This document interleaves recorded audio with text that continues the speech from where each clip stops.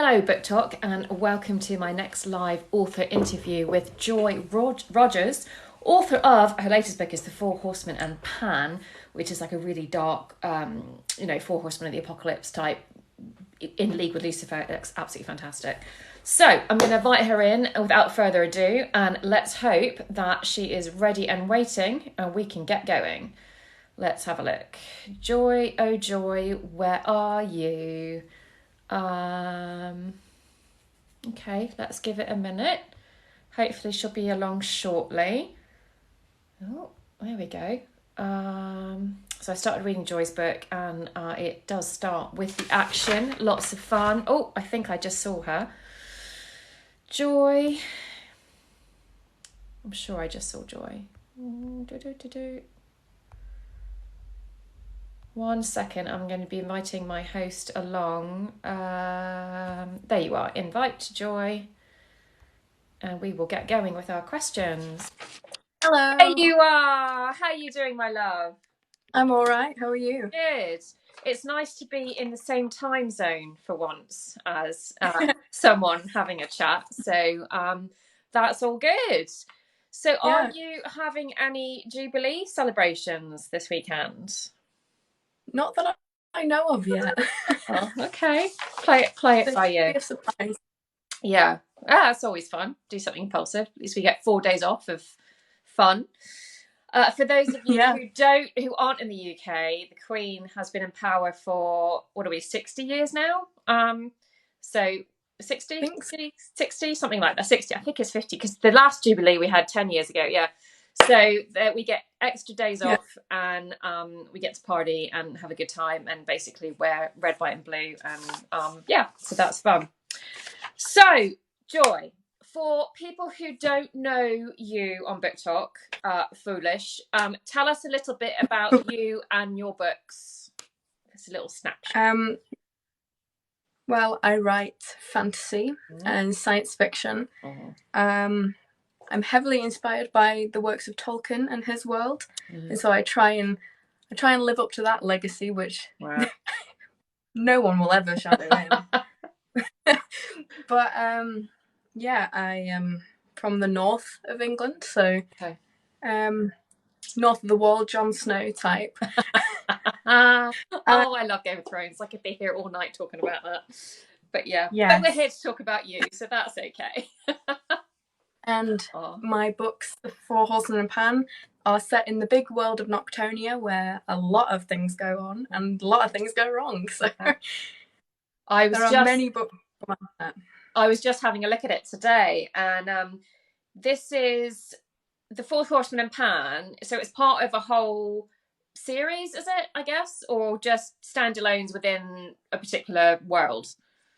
The Four Horsemen and Pan is a series inside a bigger world. So they could be one of many series to come from that setting. Yeah, so you've given yourself lots of room to do spin-offs and all sorts of things, which I think is really good fun. Actually, I've not tried to do that myself yet, but I keep having ideas, thinking maybe I'll go back and do another book, or do a Twilight and do one from someone else's perspective, and see how that gets on.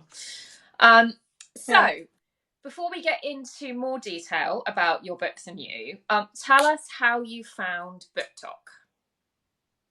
How I found Book Talk. Did I find it, or did it find me? Indeed. Well, it just started to come up, and obviously I think with like most people, it came up with Akotar, I think, at the time. Right. It just kind of like reels you in. And when I started writing my books, I had this app when it was Musical.ly, so I've had it quite a long time. Right. And then loads of people started promoting their books, and I was like, wait a second. Yeah. People are using this. And I was like, the videos are much more creative on this app. And it's like I don't know how to describe it. It's just such a bigger platform, and the possibilities to promote are much bigger. So absolutely. So you were already on TikTok, and then you discovered bookish things. I think that's fabulous. And I mean, one of the things I love is that, rather than tweeting a pitch or writing a synopsis or a query, you can do an aesthetic, and you can show people what your book's about rather than visually, which I think is so powerful. And I think obviously that's been one of the things that has really helped authors on TikTok to be able to do that. So, and I love doing aesthetics. I can spend hours finding the pictures. Hey, my Pinterest board is wild. Absolutely. And once I've got all my photos, I keep them in a file for each book. I've got them, and I add to them. But at least once you've got your stock that you use, you've got them, rather than, because you can spend hours hunting for the right images and things like that. And when you write sci-fi or fantasy or futuristic stuff, you can't always find that image that you've got in your head, and I can't draw, so there's no hope in me doing that. So no, absolutely not. So how long have you been writing? Properly writing, I think I started in like 2019. So I started writing a book called What If I Forget You, which was a standalone short story. And ironically, when COVID came around, I forgot about it. And then me and my friends were talking, and I started coming up with like loads of ideas for things that I want to write. I was like, oh, write that down. And the inspiration for these books themselves came when I was going on a holiday up to my grand's one time. But yeah, it kind of hit me in a way. Yeah. I was just like, I've tried the whole music writing thing. I'm not the greatest at that. I tried loads of different things, and I was like, this is just not what I want to do. And then I just started writing stories, and I was like, wow. Yeah. And then this is great. Yeah. And had you always been a reader up until that point? I mean, yeah. Do you know, it was kind of similar for me, that I had always loved to read. I've always been a bookworm, but I had never thought, I mean, I had ideas for books, like, wouldn't it be cool if somebody did blah, blah, blah. But it didn't occur to me that I would write, until, like you, I tried. And then I thought, oh, I like this. And then you go away, and the more you do, the more I fell in love with it. And the more I did courses and, things like that, because my first attempt at a novel was just ridiculous without the right tuition. And yeah, now it's just like become this passion of mine. I can live without it. So that's lovely when you discover it like that, I think. Brilliant. It's a core memory moment. Absolutely. Yeah. So where have you gotten your ideas? You mentioned Tolkien. Have you seen the biopic movie of his life? Yeah. Do you know, that was really good. Yeah, I got to be on the film set for that, as I like to brag about. Yeah. Lucky. I know. I have a very good friend of mine is a film producer, and she was a co-producer for Tolkien, and she invited me up, and I got to be there, and it was really good fun. I mean, you stand around a lot, don't you? But it's like I stood about 5 feet from Nicholas Hoult, and I was like, and every time we see him on TV now, I say to my kids, I met Nicholas Hoult. Met him. My kids are like, the biggest humble brag. Yeah, it was such a fun experience. It really was. Yeah, I don't live in that world. I mean, for people who are part of the movie world, and you're just so used to it. She goes out with people, Keira Knightley and Kate Winslet, and all these people all the time, and I'm just like, oh my god, fangirling in the corner, too shy to say a thing, But yeah, I remember when I was younger, I used to do a bit of extra work when I was like 7 or 8. Wow. Yeah. And I just, like you say, it's just a lot of standing around doing nothing. Yeah. And I remember just being starstruck, just seeing some of them, and it's just like the people who are around coordinating all the kids in this. It was like, right, you've got to stay calm. Yeah. You can't do anything crazy. No, exactly. Well, do you know, it's funny because the same friend of mine worked on Bridgerton series 1, and so the couple of scenes where there are children, there's like in the maypole and things like that, are her girls and friends of ours all in so, and like that, they had to get dressed up, but they all wanted to be princesses and put on fancy clothing, so they were quite happy with it. I think they were about 5 at the time, I think 5 or 6, so it was good fun. Yeah. And I know what you mean about that. I was an extra in, gosh, a long time ago, probably about 20 years ago, in an indie zombie movie. and I got to be a night zombie. So I had to go and have all this facial prosthetic done. I had to have my whole face in plastic cast, wherever it was, and then these prosthetics done. So my husband got to do his bit and die dramatically on the field early in the day. I had to wait till nighttime and just lie there dead, but with my eyes open, and the camera was like on me for like 5 minutes, and I had to not blink. I didn't have anything to say. I had no lines. I just had to lie there and look ugly, but keep my eyes open. And yes, it was tedious waiting around all day to do my bit, but it was actually bloody hard just there and not blink. So, but it's a good fun. It's a good experience to do stuff like that, I think. Yeah. What were some of the shows that you did? I was in 4 O'Clock Club, which was on CBBC. Yeah. And there's some scenes where you had to stand still, like where they're rapping and stuff and they're singing, and they make you stand still as a statue while they're moving. That was difficult. I bet because, like, especially if you have like holding open a locker and your arms just like for like 5 minutes while they're walking through the corridor. I was also an extra in Shameless in one of the later seasons. Oh, right. Wow. Yeah. Oh, that's so fun. I actually I have a funny story about that because I have a friend called Harry who on sets we would always joke that we were brother and sister, right? Because we were in loads of things together as extras. Someone came up to us once and was like, "Are you together?" Bear in mind we're like 8 or 9. Yeah. And we're just like, no, brother and sister. Yeah. Aww. And because we were always hanging around. And I can't remember the actress's name, but she played Mimi in Shameless. Right.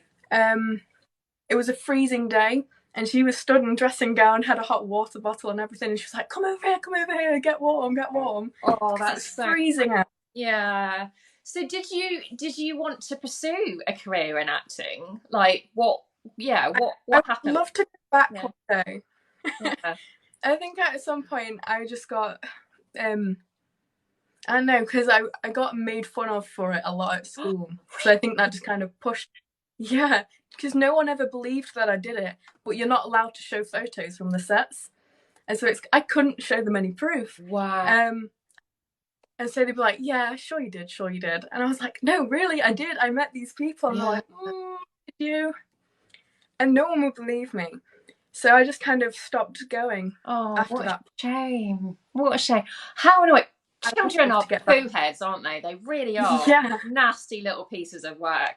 Oh, that's such a shame. I would have thought they'd been like, oh my God, that's amazing. But no. Okay. Never mind. Oh, what a shame.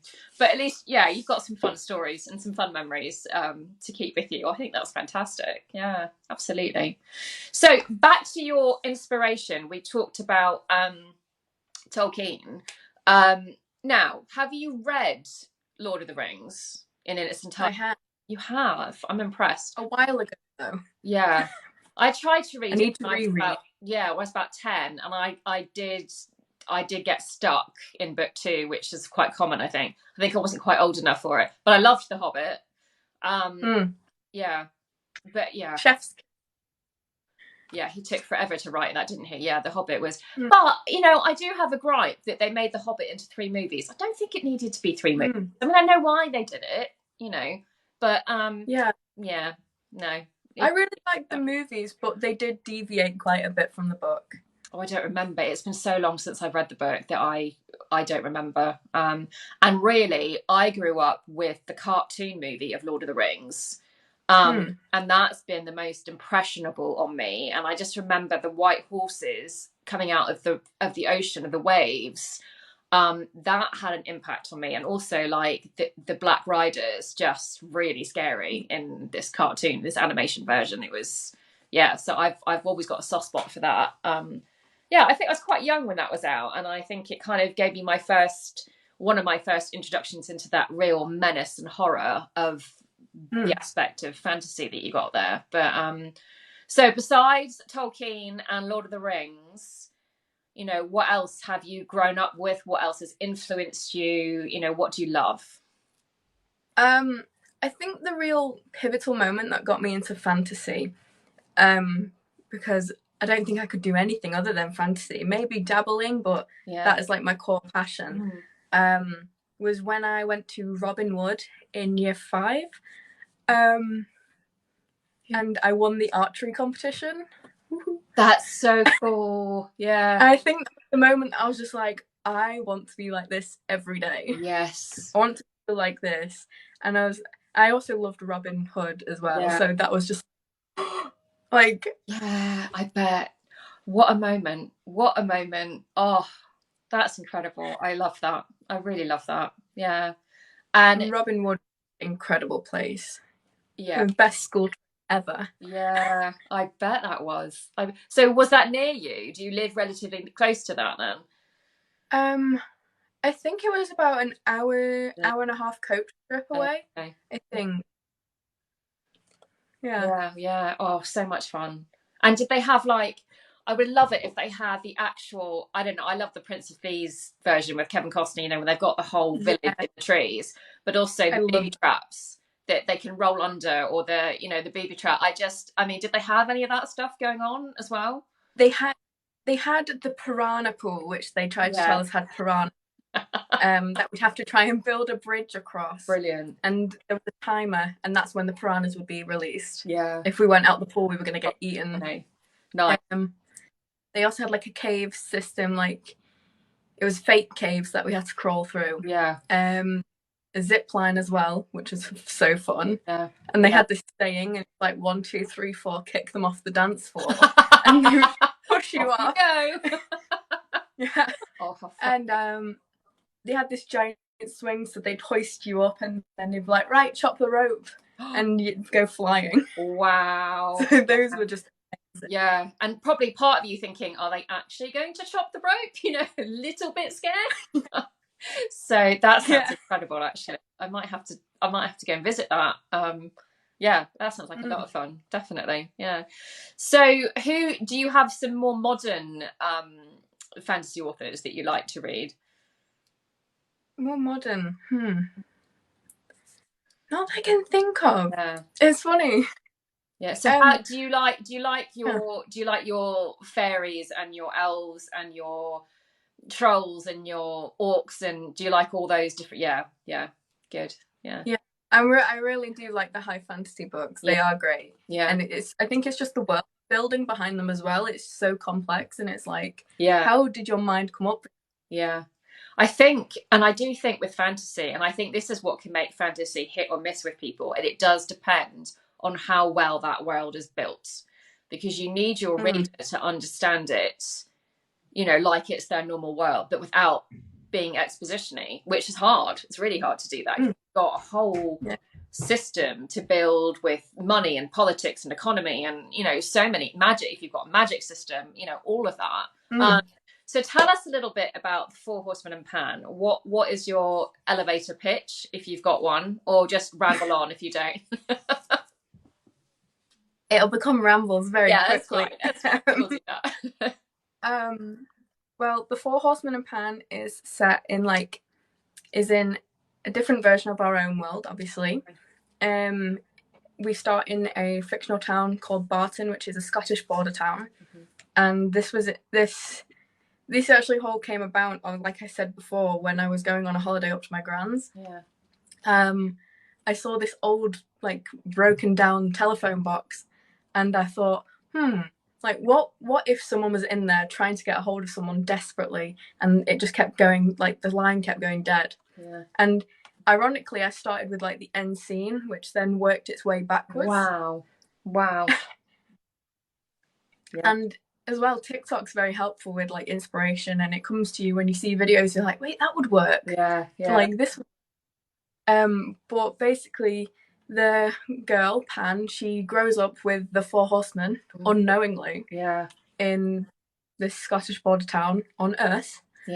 When she's, like, 20 years old, she realises that they aren't who they say they are. And they introduce to her this whole world called the Noctis, which is like a pocket dimension which oversees all time and space. Right. Wow. Kind of like the TVA in Loki, if you've seen that. Yeah. Okay. Yeah. But this pocket dimension is set in like, it's cut in 4, and there's a minister in each quadrant. Right. And they hate humans. They don't like them being there. And so as soon as she steps foot there, it's like, it's a big drama, because they get invited to this ball called the Finis Solis dance. Right. Which is the end of the sun cycle, and they're celebrating the end of the year. Right, yeah. And she slowly starts to realise things, and I'm going to try and explain this in a way that doesn't spoil it. Yeah, tricky. But they get chased out of the Noctis in the end. Okay. And the horsemen are given an ultimatum by a big, powerful minister in the Noctis, because technically they ran away from their duties as the horsemen, and he now wants them to come back and work for them. So wow, that sounds incredible. That really does sound incredible. I mean, I've always been fascinated with the 4 horsemen. I think just the idea of them, and bringing apocalypses, and I think it's just such a dark story, the existence of that and the way that they're portrayed, because there's obviously lots of myths and legends. So did you do a lot of research about the 4 horsemen? And then I didn't too much, because I kind of wanted to put my own spin on them. Sure. And obviously there was a lot of stigma, wasn't there, in like the early 2000s, like, oh, the world's going to end in 2000. Yeah. The world's going to end in 2000. So the whole premise of my book was like, what if the horsemen didn't destroy the world in 2000? And like, what did they do instead? Yeah. Like, they were sent out to do this job, but something distracted them, which in this case was Pam, because they found her in the... Yeah. Oh, I love it. Yeah, very exciting. Very well explained. I think that is the perfect teaser for I hope it wasn't rambling. No, not at all. I think I was very concise. Even if you memorize a pitch, you end up rambling. Even if you memorize it, I think you just, because you explain it differently every time. I think it's just, or I don't know. It's just the words. Yeah, it's just a hard thing to do. It is just a hard thing to do. So tell me about your writing process. Are you a plotter or a pantser or somewhere in between? I'm somewhere in between, because I'll always try and have a basic plan of what I want, but it always ends up going off the rails. Yeah. Because like the characters do things that I didn't tell them to do. Yeah. I love that. And I like the analogy of I'm just kind of watching and writing up the incident report of what's going on. I haven't heard that. That's a fantastic way to describe it. It was like, I'm not a writer, I'm simply just writing up the incident report. Yeah, it's almost like the vessel, aren't you, for them to tell their story. Yeah. I'm just writing a movie review of what I'm seeing. Yeah. No, I think the same way. I think, I plot quite heavily, but I'm not afraid of changes. And typically the major structural points won't change, but how they get there might. And I do have characters that end up wanting bigger parts, or who don't do what I think they're going to do, or, who end up being just not who I thought they were going to be. But I think that's a really good sign of when a book's taken on its own life, that you've got something quite magical. So I quite like it when that starts to happen. It makes it more exciting, I think. You're like, oh, unpredictable. What's happen now? Yeah. Excellent. Yeah. I love the thing as well. I always say to like my mum when she's asking me, I said, it's like a waiting room in my head. Yeah. And the characters are sat there with their ticket numbers, and someone new comes up to the desk and it's like, ding, ding, hi, I'm here too. Can you fit me in here? Or can I do this? Can I do that? And it's just like, I'm sorry, who are you? Yeah. Where did you come from? Yeah. No, that's fabulous. And I think especially when you write a lot, if somebody writes a series or you write within the same world, you become so familiar with it and you know it so well, and you know your key characters, that they become real. They really are real people. And I've got like on my trilogy, I've got a model photo on, and I kind of think she is now my character. If I saw that model in the street, I'd be like, go up and hug her and be like, oh my god, hi. You're not actually a model, you're my character. So, Like, wait, you said your name's what? No, that's not who you are. Oh, exactly. I love it when they get real. I love trying to put a face to the name as well. You know, like when you see fan casts and stuff. Yeah. I love trying to do that for myself, just so I know who I'm envisaging in a way. Absolutely. And I always find I cannot write until I've got all my character names. I need to, because I think names say so much about your personality. And particularly with a mermaid series that I have, every single name in that it relates to water. So I was very particular about making that happen and finding the right name. Other books, it had to feel right. I would scroll through lists of names until it popped out at me, and I'd be like, "That's the one." So I need names and I need a title. I can't start without a title. I need to know my title. I need to know just that broad snippet of what this book's about. I can't go anywhere without my title first. And I'm struggling, actually. The next book that I'm plotting, I don't have a title yet. I need one. It's just like Dracula, a YA origin story, which is not sexy at all.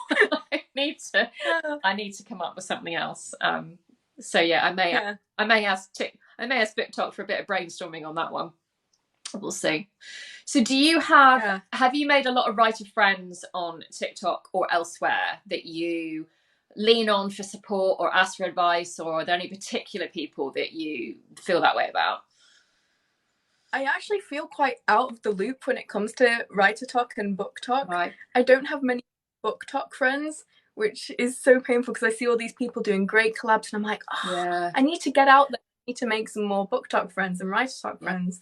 But I do have great friends like who I've met through like the same interests, like The Hobbit and Marvel, for example.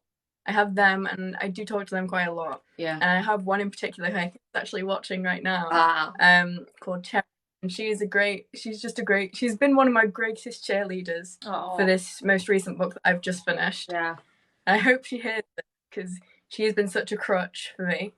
And I think we all need them. We all need that support system around us. And whether it's on Book Talk or somewhere else, I just think people that have your back and can, cheerlead you on or pull you out of the doldrums or whatever it is so important to have, actually. I think, and I see videos on Book Talk where I think people are doing the book throws and things. I'm like, I'll do it. Hi. Ask me.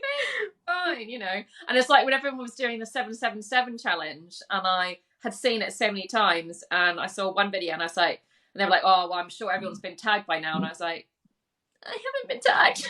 You can tag me. It's fine.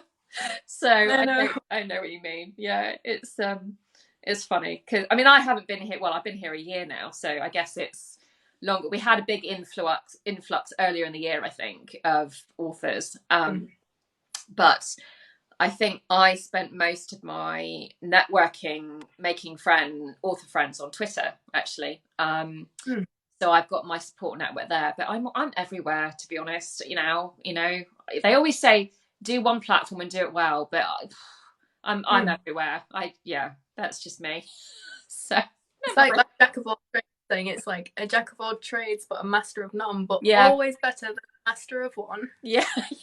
Yes. Thanks much. Thanks for that. I think my happy place is definitely TikTok. I think I love being able to see people and hear them, and I feel like you get to know people so much quicker and understand who they are and understand their books so much more, and that's why I think it's such a powerful tool for authors and readers and whoever is that visual.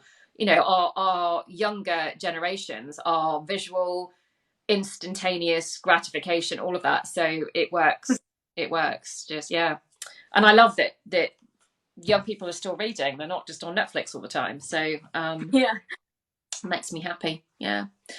So we talked a little bit about your plotting process. How do you go about your editing? Do you have a particular method that you use? Do you have people to help you? What's your process? For my editing, I recently discovered that it's called Speechify, Okay. where you can paste your whole book into it. And there's a free version, there's a premium version, but I just use the free version. Yeah. And it reads it back to you. Wow. So you can maybe hear the mistakes that you wouldn't catch just going line by line. Yeah. But I also do get a few people to read it through for me just to make sure that I have got everything. Precise. Yeah. They always say to read your work aloud, and I always have every intention of doing that. And I sit down, and by the time I haven't even got to the end of chapter 1, I feel exhausted. Something about reading aloud, I think, is really tiring. Takes your breath away. It really does. So I actually just use the word read aloud feature, and it reads it back to me. And you can choose your speed. And that, if I'm following it as well as listening to it, I can see the typos. I can see, when the from should be form, or those things. And you think, so that so it sounds like it does a similar thing.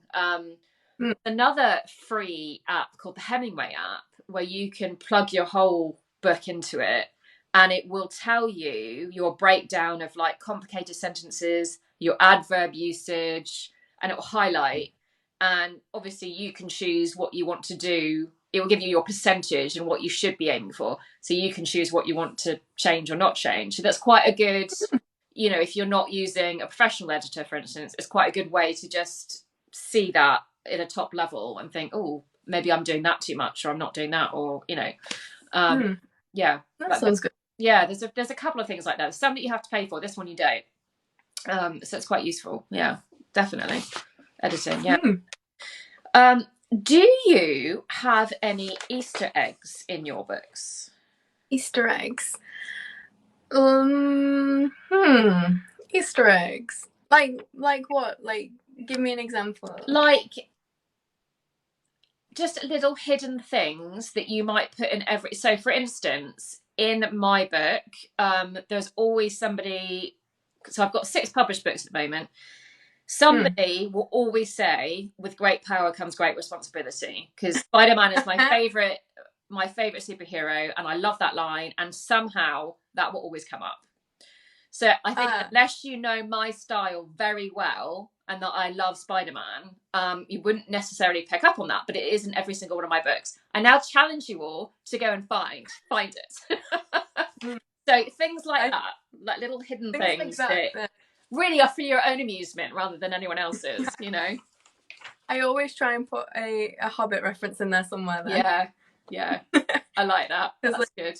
Even if it's just in the acknowledgements, I always try to put a little Easter egg of that in there. Yeah. Or to make something seem a little bit similar, and people are like, hold on. Yeah. And I think when you do things like that, it brings to mind, it evokes the feeling of Lord of the Rings, or, or The Hobbit, or whatever, and it kind of makes that parallel, that makes that connection for people, which is, even if they're not doing it on a conscious level, I think it's good fun to. So I have a few things like that I sneak through my books, and none of my editors or publishers have had a problem with it so far. So that's all good. Because they've seen it now. Yeah. There we go. So I wanted to talk about Marvel. You mentioned Marvel. I love Marvel. I always love to meet a fellow Marvel, and I'm following a couple of Marvel accounts on TikTok, and I love them. They make me giggle. Who is your favourite superhero? It's gotten complicated recently with all the new ones coming in. Yeah. I think my OG favourite, though, would have to be Captain America. Okay. Classic. Just because Joy Rogers, Steve Rogers. Yeah. It's a bit clearly destined to be together. There you go. It's destined.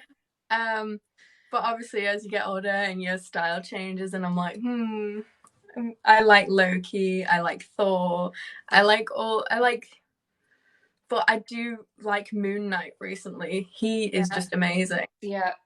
I did start watching it. I actually forgot about it. I need to go back to it. I think wasn't quite what I was expecting. I knew the premise, but it wasn't quite it wasn't executed the way I was expecting. So I need to just let that filter through and then go back to it and watch it again. I was also watching Hawkeye series, which I need to finish Hawkeye. I haven't finished it either, but I think he's always an underrated Marvel hero, actually. Yeah, and I like that he's got his own series. I think he deserved that, quite frankly. Yeah. It's good. It's good. They need to remember that Infinity War, he wasn't there and they lost. So Yeah. something's not here. Yeah, Hawkeye. There you go. Yeah, I think for me it got complicated because Spider-Man is my favorite. So I was always very firmly in Tobey Maguire camp. That's the Spider-Man I kind of grew up with. And then when Andrew Garfield came along, and then Tom Holland. So my youngest son, he loves Spider-Man as well. So we watched all the Spider-Man movies together. And I actually said, Andrew Garfield is underrated. He's really funny. He's the funny one. And Tom Holland is probably the most appropriate in terms of his age, and he's grown on me. I mean, he is a boy, but he's grown on me. But so when obviously Homecoming, what was it called? Homecoming, Far and Away, Spider-Man Far and Away. When you got all three, have you seen it? Yeah, the most recent one. I think I just cried because I had all my Spider-Mans in one movie. I mean, it was such a great come together. It was amazing. Yeah, spoiler for anyone who hasn't seen it. Sorry. Yeah, I just that. I mean, you couldn't ask for anything better. It was just, it was so emotional as well. I could talk about that all night. But let's move on.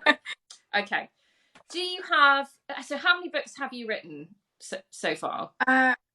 Currently, I have written 4. The 4th one is on its way out now. Okay. And do you have a favourite that you've written? Oh, definitely the one I've just finished. Do you? So why do you think that? Yeah. I think just because this one brings all my love of like Robin Hood, Merlin, and just dragons and all the magic, because this one is solely high fantasy. Yeah. Whereas the other ones were a bit sci-fi, a bit Norman world and adventure. Yeah. But this one brings all my like childhood loves together. Yeah. And the adventure, it definitely feels like The Hobbit as well. Yeah. Exciting. Yeah. This one's definitely going to be my favourite. Oh. So this one isn't set in the same world then? This is different? It's in the same world, but it's a prequel as to how the world came about. I like that. Yeah, that's fun. I think it's always fun to go back and see how things started, like the Hunger Games. We're in the 75th year and we go back and we see it in year 10, for instance. And I think it's always really interesting. And when I went back to read that last book where you see how President Snow becomes President Snow, and I thought, I'm not going to like this book. I'm not going to like him. I don't even know why I'm going to bother, apart from the fact that I like Hunger Games. But you actually end up rooting for him. And I was like, damn it, because you don't want to like him, but you do. You sympathize and you understand how he became who he was. They're making a movie of that now as well, aren't they? Well, they better be. I don't know. I assume they would, because it's a great story, and I'm sure we'll get maybe Hunger Games Year 0, or prior to the Hunger Games, or Hunger Games Year 25, or I'm down for all of it. I've got no problem. Like in this world, in the Horsemen books, they're referenced as Lucifer. It's just his stage name, but a little less glitz and glamour and more committing the acts of what they've been said to do in the human world, whereas this is who they actually are in the Noctis world. Right. So they started off as real people, but in the human world they've just kind of got translated into legends and stories. Yeah. And so, but they all live in the Noctis and in Noctonia in the prequel. It's almost like it's got little hints of Once Upon a Time in it. And it reminds me of a book I'm reading at the moment, called The Midnight Twins by Holly Race. She's British as well. I don't know if you've come across that. So it's a trilogy, and the third one's coming out this month. She asked me to read, they're recovering the books or something. So she asked me to read the first one to give her a blurb for the book. And was the first time I've been asked to do that. I was like, yeah, you know. But it's all about, it's very Merlin influenced. And it's all about how this world exists in your dreams. So kind of like how the never-ending story is your imagination. There's a whole world that exists built out of human people's dreams, and that there are some people that can travel to that world and they guard the humans from their own nightmares and the dangerous things that can happen. And like you saying that certain things exist in the Earth world, they're known as other things in this dream world, and it got some parallels. I think you might enjoy that, actually. Definitely find it, yeah. Yeah, it's good. It's good. Yeah, and so complicated. I'm not sure I could come up with something like that. So hats off to you. I think that, yeah, it takes a lot of thinking and spreadsheeting. Maybe. This one's definitely taken me the longest to write. Yeah. And I think, well, you'd get yourself into knots, I think. The worst thing I ever did was the book I wrote recently, because it's got a time loop in it. And it's actually one of my favourite books that I've written. But don't write that time, is my advice to anybody, because oh my god, the knots that I have torn myself in. I spent 3 days editing the same 3 chapters because I kept changing my mind about the rules and what was going on, and I just, oh my, and I'll have to write them out just so that I might write that means that means that. It's so complicated. A big whiteboard up with like this. Yeah.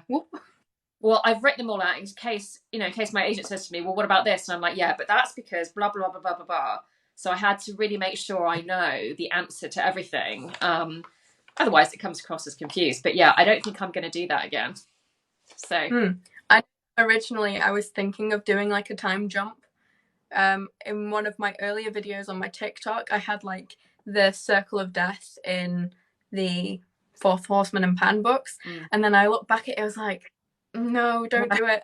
I was like, this is going to be too complicated. You're gonna trip yourself up at some point. Yeah. And someone will be like, that plot hole, and I'll be like, damn it. Yeah, no, I just think with time, I think you have to make sure that your reader knows what the rules are. But so as long as that's clear, but then everyone, it befuddles everyone's brain. I had this idea to do an alien abduction novel, but the aliens are actually humans from the future coming back in time. And I'm still thinking about it, but it hurts my head to think about it as well. Yeah, because one of the characters will go off with the aliens, and then when the aliens come back, they've got like her necklace, and I haven't figured out. That's all I know. Well, I know. I can say it now because obviously I'm not going to do it anymore, but it was going to be originally that the main character Pan meets this like king in the other world and his daughter, and so eventually forward in time, as the events progress, they fall in love again. Again, technically. And he gives her something which is like, go back and find me. In a way. So she goes back, and that's when they meet for the first time to him. But she's already met him in the future. And her daughter, but she doesn't know that. But then obviously I scrapped that because I was like, no, it's so complicated, isn't it? I mean, I've just been watching The Time Traveller's Wife on TV because that's been made into I don't know if you've seen it. The book, I love the book, but that, talk about complicated. I mean, yeah. I need to see the movie of that, isn't there? Well, it's sure. I think is it Rachel McAdams? One is a series, and it's on Sky at the moment. It's with Ygritte from Game of Thrones. So that's the series. I think they may have made a movie out of it as well a while ago, and it's also with Four from Divergent. I forget what his name is. Yeah. So yeah, and I remember reading the book and not feeling it was complicated at all. But I think as a writer, when you're trying to write something like that, it's just insane. Because they like at different times. Yeah, it's crazy. Yeah. Oh, like when you said before about more modern authors that I like, it's just come to a saying that about all the difficulties. I absolutely love Harlan Coben's books. Yeah, they are incredible. Yeah, and like you say about the complexity of it, it's like, how do you come up with this, and how do you tie it all together? I think whodunits are really complicated. I admire anyone that can do a whodunit, and to pull it be off. able to plant although that misdirection plausibly, but also to be able to it for whoever did it make sense without it being a shot and without giving it away. Without yeah, it's a whole other thing. Yeah. I think I read a couple of his books a long time ago, but I've seen a couple of the adaptions, which were brilliant. They keep, every episode is like you think it's a different person. It was really good. Yeah, those books. Yeah. I think my favorite's The Stranger. That one. I think I've watched that one. Yeah. About 5 times. Yeah, that's one that I have watched. That was good. Yeah, really good. So, is there anything on your publishing journey? Did you decide? Let's go back a minute. Did you ever think about querying, going down the traditional route, or was self-publishing always for you? I did in the beginning try with the traditional route, and like I think it's a knockback for any author getting a lot of no's and this isn't for us. And so I thought, you know what, I'll try it on my own. In the future I could always go back to it, because I know that some don't mind if it's already been published, but some do. And I was thinking maybe once I finished the series I could go back and present the series maybe as a but yeah, I think when you just get so many no's, it's just kind of like, you know what? I'll just see what's out there for me, see if people enjoy it first, and if it's not, I can always revisit it. Exactly, and you can always write more and other things. I think one of the refreshing things I've seen about the younger generation of authors coming through TikTok is that they're not even thinking about agents and traditional publishers. It's why would I do that? Why would I give somebody the control? Why would I give someone else the royalties? And I love the absolution that they're doing the right thing and they're not entertaining any other way. And I just think it's giving publishing a real shake-up, which it needs. So I love seeing that. I'm just waiting for the first indie published book to be made into a film and stuff, because it was like, yes, that's a big win for the indie publishing. I have a bet on what that might be. Oh, go on. I suspect it might be A.K. Mulford's book. Because do you know Ali on Book Talk? So I don't. She has a 5-book series. I think when I first came to TikTok, she had maybe a couple of thousand followers and was doing really well. And she was just about to release her debut book. She'd been on for a few months and it went viral. It's High Mountain Court. Went viral on TikTok. She's now released 3 out of the 5, but she's just been picked up by Harper Voyager for 7 figures for these 5 books. Yeah. Ooh. Yeah. So, it's all about that one quick change of fate that can it really is, and it's just it's luck, it's timing. She's a fabulous writer and a lovely human, and I just think it's incredible. And so it's things like that that really help for indie author. But I suspect something down the line might be done adaptation wise with that, but I don't know. Or can we call her indie anymore? I don't know. now that she's been picked up by a publisher. So the thing with me as well is with the whole Noctonia world, I feel like this world has become my baby and I don't want to let anyone change it. So I do have a few standalone books which I'm like, I'll try and put them into traditional publishing because I don't mind if they're changed a bit, because that's not my soul. Exactly. It's not where you spent your time. I totally get that. But if I give someone, say, the Horsemen and Pan series or a new series that I've got thinking up, you're like, no, we want to change all of this. This needs to go, or this needs to come in. There's not enough spice, or there is spice, or there's too much spice. And they're like, we don't like this character, we don't like this, need to change it all. And I'd be like, no, why did I do this? And I think with Ali's success, it's kind of changing the type of books that the type of books that a lot of authors write on TikTok are very different to what you would necessarily find in a bookshop. When we've got reverse harem romance with queer characters and blah blah blah blah blah, you don't find a lot of that in mainstream publishing, but I think they are starting to pick up on the fact that readers want stuff and they want alien porn and whatever, you know. So I think, you know, Ali's book, which is a high fantasy, spicy romance with queer characters, you know, is starting to pave the way for those kinds of changes. And that hopefully publishers will actually, if this is what BookTok wants, which is a huge community, then let's publish more of it, and we'll be like, yay! So, and everything else, you know, fight down the gatekeepers. So, so before we get onto our super fun questions, I'm just going to ask you a bit about marketing. What do you do to market your books, if anything? What do you have an approach or a plan? With marketing, I always try and get people, maybe I like to post out of context, like snippets and memes and maybe like just funny videos or like fan cast videos on my TikTok and stuff like that, and making maps and everything like that. But I mainly use Instagram and TikTok to try and market my books. Because I just feel like the communities there are there for it. Yeah, absolutely. Yeah, ready. I haven't cracked Instagram. I don't think I spend enough time there. I just like to look at pretty pictures, really. And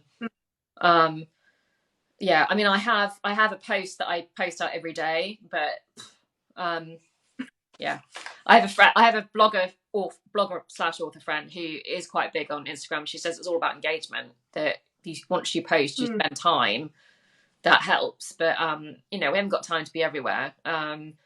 But I think, you know, there's so many authors that, you know, rather than doing Facebook ads and Amazon ads and, you know, paying for whatever, using social media and making it work for you is definitely the way forward. So yeah, definitely. That's great.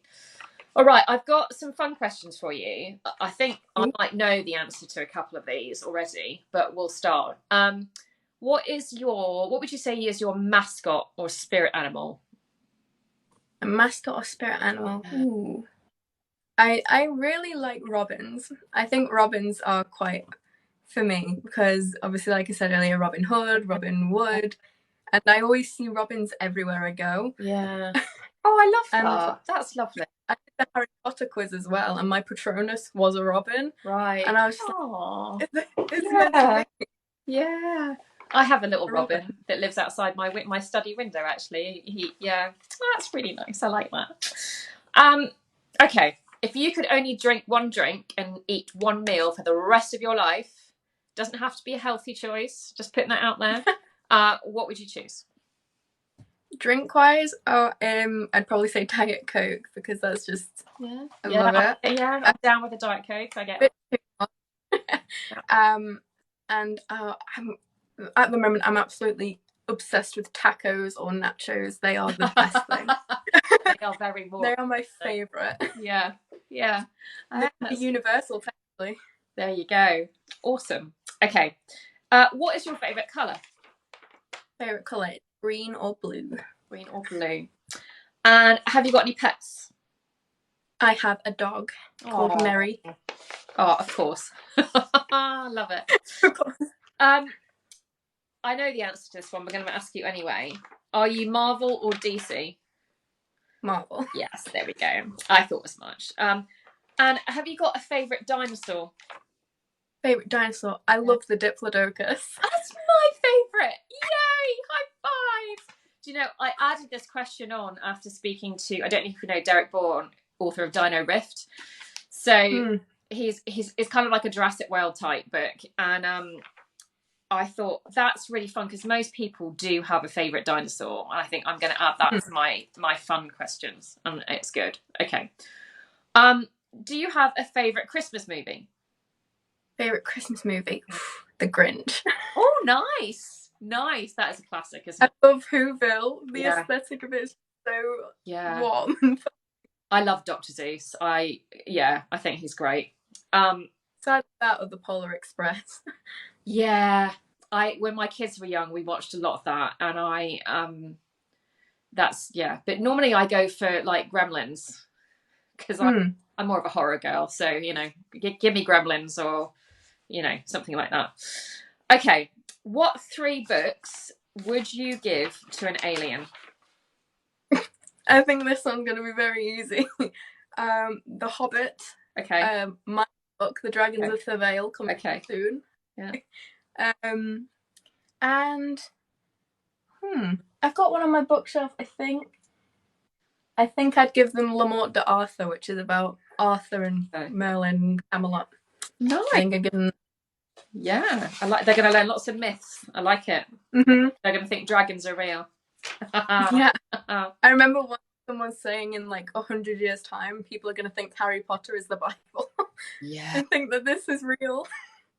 That's really funny, actually. I hadn't heard that, but yeah. Yes, give aliens this book. They'll think that this is our. Yeah, I can see that. This is our Bible. Yeah, there we go. Yeah, I like your thinking. All right, your last and final question, and then you can go on about your evening. And I think I already know part of the answer to this, but do you have any talents that would help you survive the Hunger Games? Archery.